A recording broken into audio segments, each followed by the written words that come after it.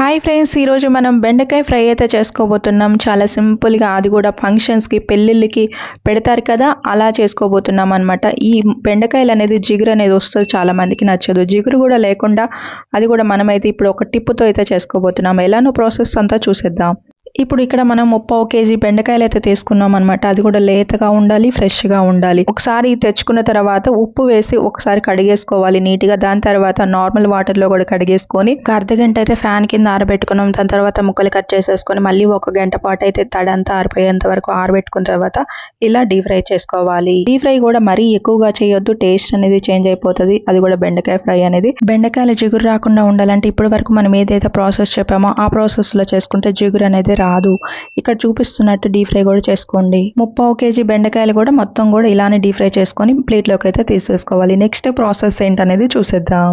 ఈ బెండకాయ ఫ్రైకి మసాలా తయారు చేసుకుందాం. ఈ మసాలా అనేది చాలా ఇంపార్టెంట్. ఈ బెండకాయ ఫ్రైకి 1 స్పూన్ జీలకర్ర, 3 స్పూన్లు కారం వేసి రెండింటిని మెత్తగా మిక్సీ పట్టుకోవాలి ఒక్కసారి. దాని తర్వాత మనం వెల్లుల్లి గడ్డ కూడా ఒకటి తీసుకున్నాం, దీంట్లో వేసేసుకొని ఇలా మెత్తగా మిక్సీ పట్టుకోవాలి ఒక్కసారి. చూస్తున్నారా, మనకి ఈ మసాలా రెడీ అయిపోయింది. ఇలా కారాన్ని ఎందుకు మిక్సీ వేసుకున్నామంటే ఆల్రెడీ బెండకాయ ముక్కలు డీప్ ఫ్రై అయిపోయాయి కాబట్టి ఇది మసాలా వేసిన తర్వాత తొందరగా కలిసిపోతుంది అనమాట. ఎక్కువసేపు మళ్ళీ మనం ఫ్రై చేసుకోవాల్సిన అవసరం లేదు. ఇలా ఆయిల్ లోకి ఇప్పుడు మనం దీంట్లో శనగపప్పు, అలానే మినప్పప్పు, అలానే ఆవాలు, రెడ్ చిల్లీ వేసేసుకున్నాం.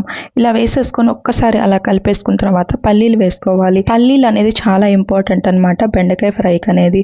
ఇప్పుడు ఇవి కలుపుకున్న తర్వాత ఇప్పుడు జీడిపప్పు కూడా వేసేసుకోవాలి. జీడిపప్పు కూడా వేసేసుకొని బాగా కలిపేసుకోవాలి. ఫంక్షన్స్ లో, మ్యారేజెస్ లో పెడతారు కదా, మనకి అదే టేస్ట్ రావాలంటే ఇలా పల్లీలు, జీడిపప్పు వేసుకోవాలి. అప్పుడే మనకి ఆ టేస్ట్ వస్తుంది. ఇప్పుడు కరివేపాకు అయితే వేసుకొని చిటపట అనేది ఆగిపోయిన తర్వాత పసుపు అయితే 1/4 స్పూన్ అయితే వేసేసుకొని ఒకసారి కలిపేసుకున్న తర్వాత ఇందాక మనం మిక్సీ పట్టుకున్న మసాలా ఏదైతే ఉందో అది దీంట్లో వేసేసుకొని ఒకసారి బాగా కలిపేసుకున్న తర్వాత 1 స్పూన్ అయితే ఉప్పు అయితే వేస్తున్నాం. ఉప్పు కారం అయితే మీరు చూసుకొని మీ టేస్ట్ కి తగ్గట్టు వేసుకోండి. ఇలా వేసేసుకొని బాగా కలిపేసుకున్న తర్వాత ఇప్పుడు దీంట్లోకి అది కూడా బెండకాయ ముక్కలు అనేది వేసేసుకోవాలి.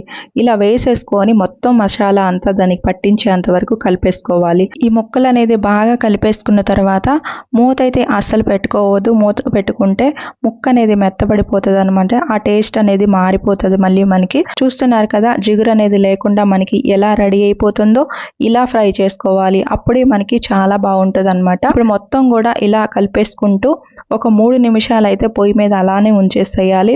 3 నిమిషాల తర్వాత గ్యాస్ ఆఫ్ చేసేసుకుంటే మనకి అది కూడా బయట ఉండే టేస్ట్ అయితే వచ్చేస్తుంది బెండకాయ ఫ్రై అనేది.